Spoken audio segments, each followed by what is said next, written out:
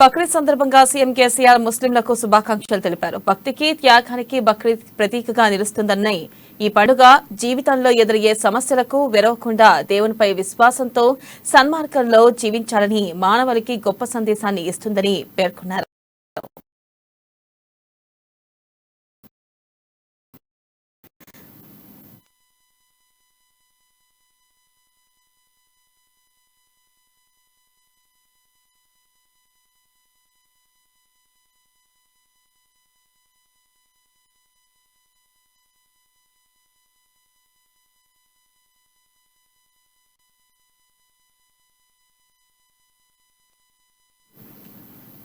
ఇక సమిష్టి ప్రయోజనం కోసం వ్యక్తిగత స్వార్థాన్ని విడిచి త్యాగాలకు సిద్ధపడప్పుడే సమాజ హితం జరుగుతుందని, త్యాగాల ద్వారా ప్రాప్తించిన ప్రయోజనాలు సమస్త జనులకు సమానంగా అందినప్పుడే ఆ త్యాగాలకు సార్థకత చేకూరుతుందనే సందేశాన్ని బక్రీద్ విశ్వమానవాళికి అందిస్తుందని సీఎం కేసీఆర్ అన్నారు.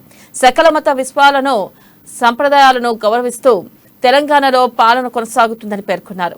అన్ని వర్గాల ప్రజలు శాంతియుతంగా కలిసిమెలిసి జీవించేలా గంగా జమున తాహజీబ్ ను కాపాడుకుంటూ తెలంగాణ ఆధ్యాత్మిక పరంపరను కొనసాగిస్తున్నామన్నారు. దేశానికి ఆదర్శవంతమైన లౌకిక ఆధ్యాత్మిక కార్యాచరణ రాష్ట్రంలో అమలవుతుందని తెలిపారు.